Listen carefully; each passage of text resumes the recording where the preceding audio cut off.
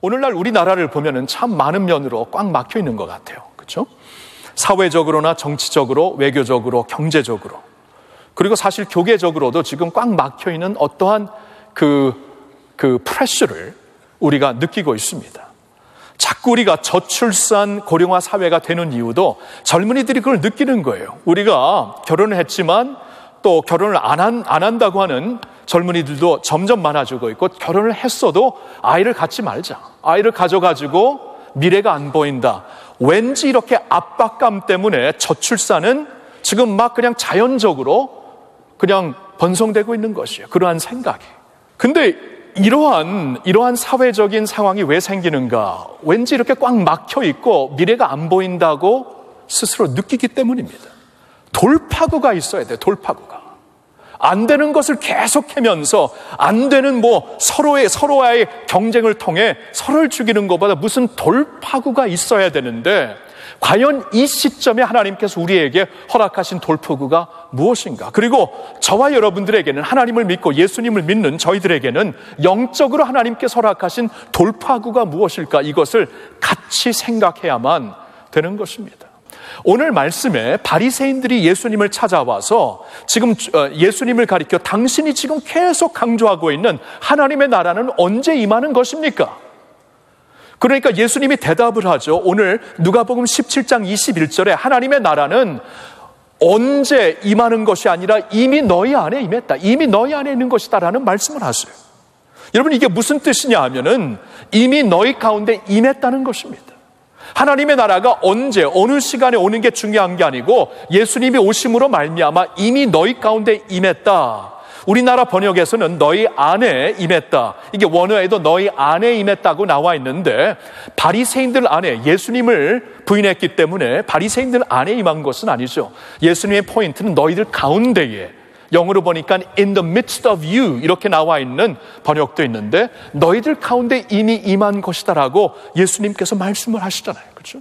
그러니까 하나님의 나라가 우리가 이제 바라봐야 될 하나님의 소망과 능력과 구원과 하나님의 새로운 영적인 돌파구라면은, 그것을 멀리 있는 것, 저기서 우리가 알지 못하는 저곳에 있는 것으로 보지 말고 예수로 말미암아 너희 가운데 이미 임한 것으로 깨달으라라는 말씀이 오늘 예수님께서 주시는 말씀이 아닙니까? 그렇죠?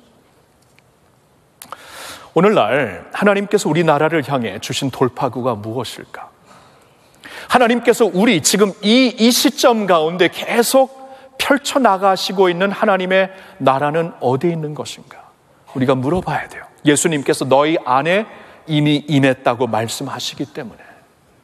여러분, 제가 오늘 목자의 마음 칼럼에도 썼지만 예수님께서 마태복음 13장 44절에 하나님의 나라는 마치 이와 같다고 말씀을 하시는데, 밭에 숨겨진 보화와 같다, 밭에 숨겨진 보물과 같다라는 말씀을, 비유를 주십니다. 하나님의 나라는 밭에 숨겨져 있다는 것은 지금 너희가 서 있는 밭에 있다는 거예요. 다만 숨겨져 있기 때문에 찾으라는 것입니다. 발견하라는 것입니다. 이것이 지금 보이지는 않지만 발견하는 자들은 그 보화를 누리며 살 수 있다는 것이에요. 이게 이제 예수님의 포인트가 아닙니까? 우리가 누가복음서에서 예수님의 말씀도 보았지만 오늘 본문으로 같이 본 구약의 말씀은 다니엘서 2장 44절의 말씀이죠. 여기 이 말씀은 다니엘을 통해 하나님께서 주신 계시에 연결되는 결론의 말씀입니다. 다니엘서 2장에서는 하나님이 다니엘을 통해 역사적인 계시를 주십니다. 지금 다니엘이 바벨론 왕 밑에서 섬기고 있었는데, 느부갓네살 왕 밑에서 이제 하나님께서 계시를 주세요.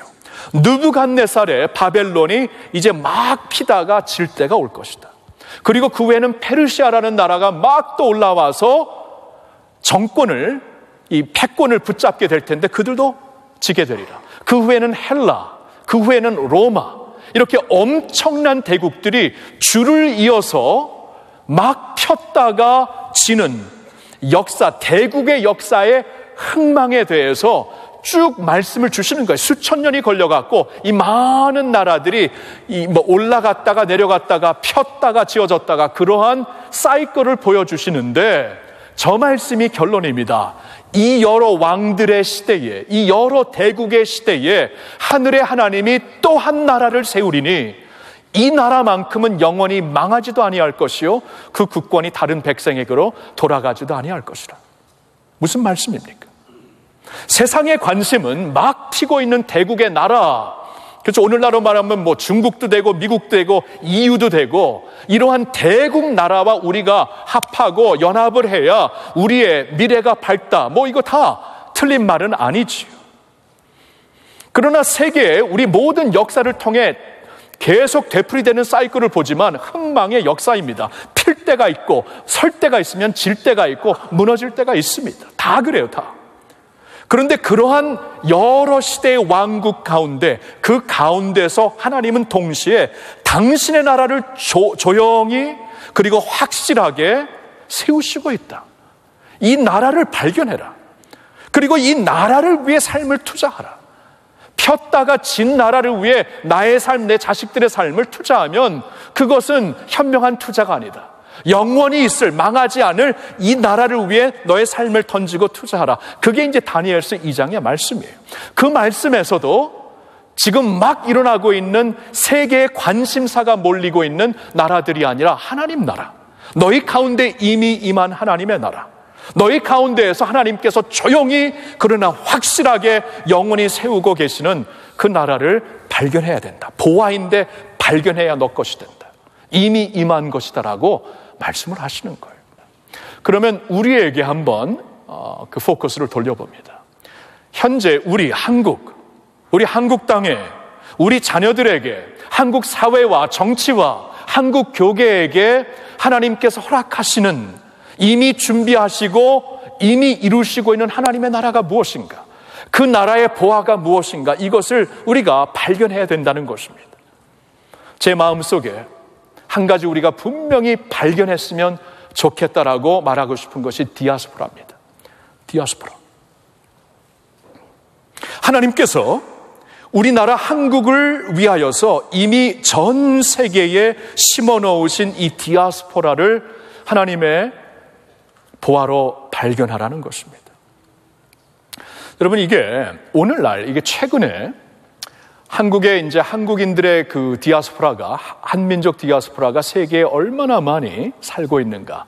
최근에 외교부에서 이러한 그 보고를 했는데요. 저렇게 보면 이제 북미에 270만, 중남미에 10만 7천, 아시아에 거의 400만, 유럽에 63만, 중동 2만 4천, 아프리카에 많이 되죠. 그러면 총 수가 743만 688입니다. 거의 750만이 흩어져 있다는 것이죠.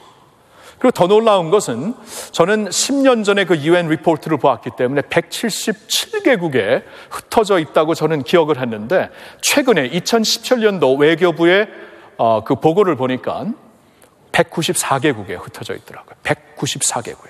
그럼 세계에 있는 나라 거의 다 흩어져 있다는 거예요. 한국인들이 없는 데가 없다는 것입니다. 여러분, 불과 100년 전에 우리나라는 은둔한 자의 나라였어요. 외국과 전혀 접촉을 끊었던 나라였습니다. 100년 만에 디아스포라 대국이 되었어요. 이게 하나님의 뜻이 아닌가? 우리가 모르는 가운데 이렇게 우리는 지금 바벨론을 보고 있고 로마를 보고 있고 헬라를 보고 있는데 조용히 그러나 확실히 하나님께서 세워나가시는 자신의 나라 중에 우리가 미처 발견하지 못했지만 이제는 알게 된 디아스포라가 이렇게 전 세계에 펼쳐져 있다는 것이 우리에게는 좀 새로운 새로운 깨달음을 줘야 되는 그러한 그 팩트로 생각을 합니다. 여러분, 오늘날 우리 사회가 우리가 살고 있는 이 지상이 글로벌라이즈드 된 세상이죠. 글로벌 세상입니다. 글로벌 세상이라는 것은 우리가 원하든 원하지 않든 이미 그렇게 되었어요. 그렇죠? 이 경제를 보아도 이 전 세계와 글로벌된 경제를 생각하지 않고는 미래가 밝지 않습니다. 그렇죠? 우리만 잘 살고 우리 산업만 이게 불가능하게 되었어요. 이제는 같이 가야 됩니다. 온 세계와 함께 무역이 이루어지면서 사업과 기업들 그리고 그 밑에 따르는 모든 비즈니스들이 같이 자라게 되어 있는 것이에요. 빼놓고 볼 수가 없습니다. 정치, 외교, 한 나라 정치만 잘한다고 이제는 잘 사는 나라가 결단코 될 수가 없어요. 왜냐하면 서로 연결되었기 때문에. 외교 정치가 그래서 굉장히 중요하지요. 교계도 마찬가지입니다. 한국교회 혼자 부흥한다는 것은 하나님 나라 입장에서는 큰 의미가 없고 또 그렇게 될 수도 없어요. 이 전체적으로 세계적인 이 복음의 바람이 불어야 한국교회도 같이 일어나게 되어 있는 것입니다. 그렇다면은 이 디아스포라와 함께 간다는 것은 매우 중요한 것입니다.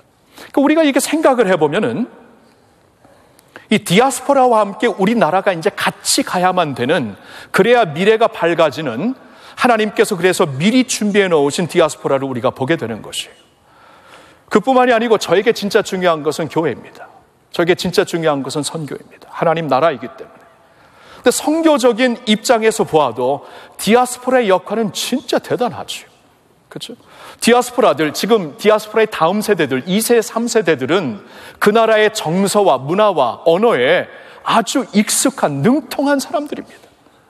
그들에게 선교적인 비전이 주어진다면 이미 그 나라의 주류 사회에 들어가서 일하고 있는 그들, 사회 중심지에 들어가서 영향을 끼치고 있고 믿음 생활을 하고 있는 그들이 선교적인 마인드를 가지고 세워지기만 한다면은 각 이 194개국에서 얼마나 큰 영적인 복음적인 역할을 하겠어요. 그렇죠? 근데 이 일을 누가 할 수 있는가? 모국교회뿐이 못합니다. 이 194개국에 흩어져 있는 이 디아스포라, 이 교회들을 품고 그들에게 하나님의 비전을 주어서 같이 설 수 있게 하는 역할은 모국교회뿐이 할 수밖에 없어요. 어머니 교회이기 때문에, 어미의 둥지 역할을 하는 모국교회이기 때문에.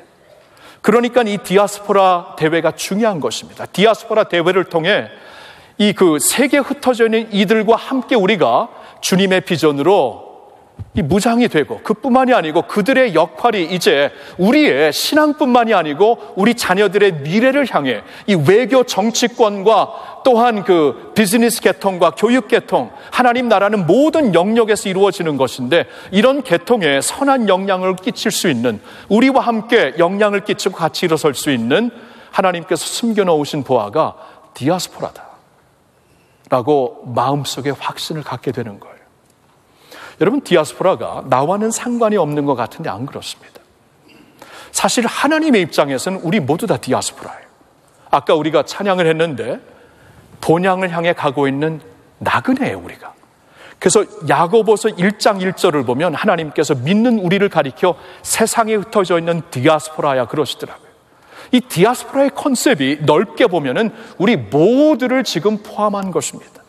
그리고 오늘날 글로벌라이즈된 이 세상에서는 또 글로벌 교회로서 함께 움직여야 되는 이 선교 역사에서는 우리가 그들과 함께 일어날 수밖에 없다는 것이에요. 아멘? 여러분, 그런데 이 디아스포라를 보면서 우리가 빼놓지 못할 한 그룹이 있습니다. 탈북민들입니다. 북한, 탈북민이에요. 여러분, 디아스포라와 탈북민이 같이 가는 것을 저는 너무나 극적으로 깨달은 적이 있어요. 우리 교회, 제가 2010년도에 이제 조국으로 돌아와서 우리 할렐루야 교회를 섬기게 되었는데요. 2011년도에 저처럼 외국에서 오랫동안 살았다가, 디아스포라이죠. 디아스포라, 이 젊은 세대, 또 30대, 40대, 50대가 돌아와서 한국에 자리 잡고 있는 많은 분들을 봤어요. 목사님들도 보았고, 비즈니스맨들도 보았고, 이 교육 계통에서 일하시는 분들도 보았고, 예술 계통에 있는 분들, 이분들이 과연 왜 온 것인가? 나는 왜 온 것인가? 그들과 함께 불러가지고 우리 함께 마음을 나누자. 무슨 아젠다를 갖고 모인 것이 아니라 우리가 왜 지금 조국으로 돌아가는가 한번 같이 앉아서 밥을 먹으면서 서로 나누자 하고, 그때 원코리아 포럼, 그때는 이름을 그냥 원코리아로 생각 없이 지었어요. 그냥 원코리아로 다 모이니까 원코리아 포럼으로 하자. 그래서 모여갖고 우리가 같이 얘기를 나누는 가운데 한 가지 우리 마음속에 공통점을 찾게 되었습니다. 그게 북한이었어요. 저를 비롯해서 하나님이 그렇게 자신의 역사 가운데 흩어놓으셨던 디아스포라들을 다시 조국으로 불러놓으실 때에 우리 마음속에 갖게 하신 비전, 느끼게 하신 뜨거움이 무엇인가, 공통점이 북한이라는 것을 깨닫고 깜짝 놀랐어요. 그러면서 원코리아 포럼이 그때부터 원코리아 청년 수련회, 나중에는 원코리아 연합 기도회로까지도 이제 확장이 되었는데, 이 북한이라는 개념이 없이 처음에 모였던 것입니다. 그러니까 디아스포라 마음속에 하나님께서 북한에 대한 열정, 뜨거움을 주셨어요.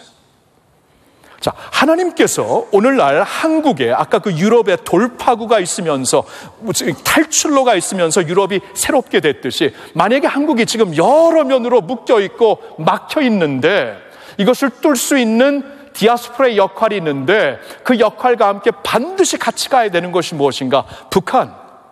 그리고 북한에서 우리에게 건너온 우리의 이웃들, 형제들, 탈북민들이 있다는 것이에요. 여러분 생각을 해보면은 우리나라, 대한민국은 지금 섬나라입니다. 반도 나라이지만,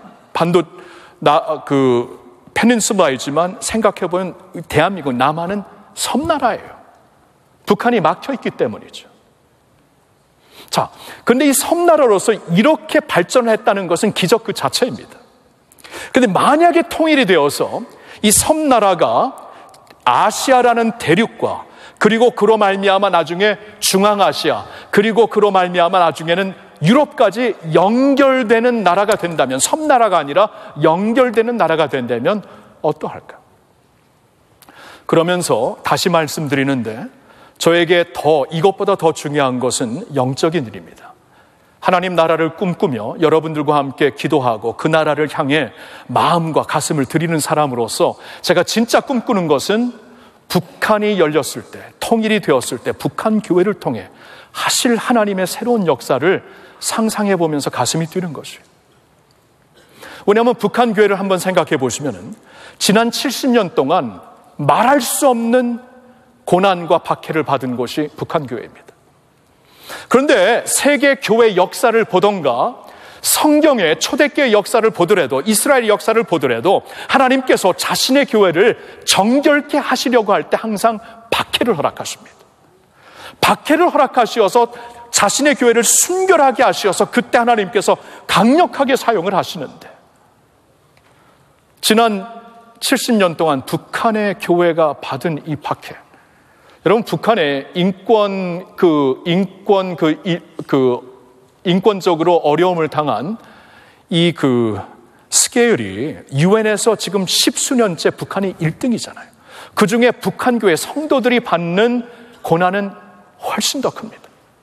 그러니까 지금 이 세상 역사에서 찾아볼 수 없었던 엄청난 박해를 하나님께서 북한 교회에 허락하셨다면, 자신이 핏값으로 사신 교회 성도들에게, 자신의 아들의 피로 사신 성도들에게 그러한 끊임없는 70년간의 고난을 허락하셨다면, 하나님의 선하신 뜻, 온전하신 뜻, 하나님의 기뻐하시는 뜻은 과연 어디 있는 것인가? 다른 데선 찾아볼 수가 없습니다.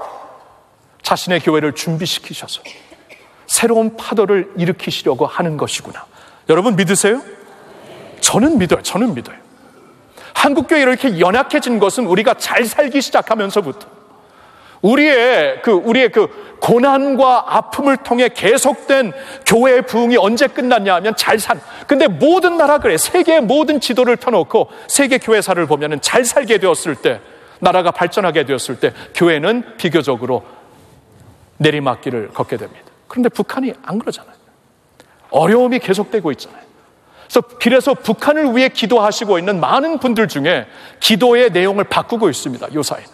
그동안에는 이 인권 그 문제로 말미암아 이제 우리 북한에 있는 동포들을 살려주시고 성도들을 살려주시고 이런 기도를 계속했죠. 아직도 해야 되겠지요. 그러나 최근에는 기도가 바뀌고 있습니다. 북한에 있는 성도들을 지켜주셔. 그들의 믿음을 지켜달라고. 신앙을 이 어려운 아픔 가운데서 지켜주시어서 하나님께서 허락하시는 이 정결의 프로세스를 다 거뜬히 감당하게 해달라고. 그 후에 하나님께서 복음 통일을 허락하셔서 한국의 북한 교회와 함께 새로 설 수 있는 시기가 주어진다면 하나님의 새로운 파도, 선교의 새로운 바람과 파도가 반드시 있을 줄로 믿습니다. 그러한 의미에서 오늘날 세계 교회들이 북한 교회를 놓고 기도하시는가 하시나요? 전 진짜 놀라요. 전 TW, 세계 변혁 운동과 같은 그러한 세계 교계 리더들과 사역을 하면서 느끼는 것이, 깜짝 놀라는 것이, 북한을 왜 그렇게 기도를 하고 있어? 필리핀, 스웨덴 교회들이 지금 연합하여 북한을 위해 기도하고 있고, 아프리카에 있는 가나의 성도들이 Central Republic of Africa, 자신들도 지금 죽어가고 있는 그들이 모여서 북한을 놓고 기도해.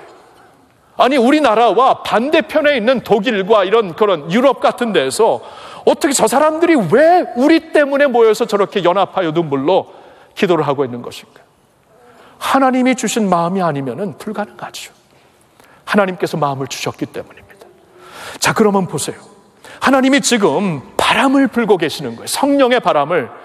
요한복음 3장에 보니까 성령이, 하나님의 영은 우리의 눈으로 안 보이지만 바람처럼 어디서 왔다가 어디로 가는지는 우리가 느낄 수 있다. 우리가 느낄 수 있는 거예요. 하나님의 성령의 바람이 지금 이렇게 불고 있는 것이구나. 그래서 저들이 저렇게 기도하고 있는 것이구나.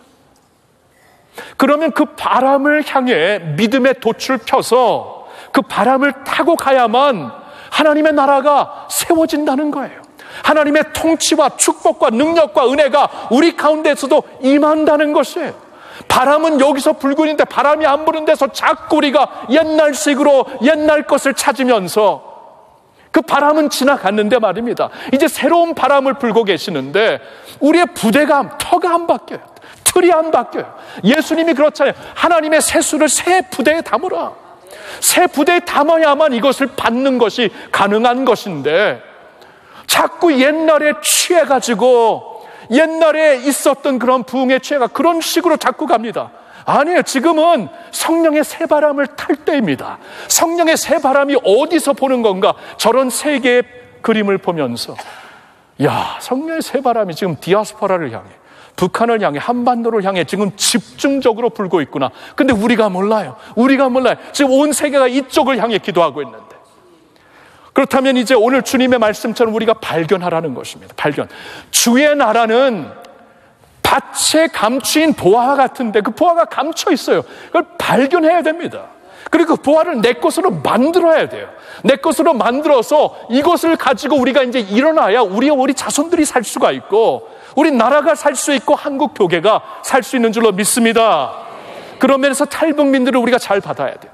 탈북민들을 하나님께서 미리 보내주신, 통일을 미리 살라고, 통일을 미리 이루어 보라고 우리에게 보내주신 이웃들이에요. 골육들이에요. 그렇죠? 그래서 그들과 함께 우리가 통일을 살 때, 나중에 대한민국, 이 한반도가 통일이 되면, 여러분, 통일이 되면 지금 통일을 살았기 때문에 그때 통일 한국을 사는 것이지, 지금 살지 못했는데, 지금 준비가 안 됐는데, 지금 부대가 전혀 옛날 부대인데, 가죽인데 하나님께서 허락을 하시겠어요? 그래서 미리 준비하라고, 미리 틀을 준비하라고, 미리 부대를 준비하라고 보내주신 분들이에요. 그래서 그분들과 함께 우리가 같이 서는 것이고, 하나님의 나라를 꿈꾸는 것이고, 이번 디아스포라 대회를 통해 세계 전국에서, 전 나라에서 온 디아스포라들을 품고 기도하겠지만, 특별히 북한과 탈북민을 품고 기도하려고 하는 것입니다. 사랑하는 성도 여러분, 하나님의 나라, 디아스포라와 우리와 이렇게 연결이 되어 있습니다. 여러분, 눈을 뜨고 귀를 열고 가슴을 열어서 하나님이 하시는 일에 우리 자신을 드리고, 우리 가정을 드리고, 우리 교회를 드리고, 그래서 하나님 나라가 강력하게 움직일 때 우리도 함께 전진할 수 있기를 우리 주 예수님의 이름으로 축원합니다.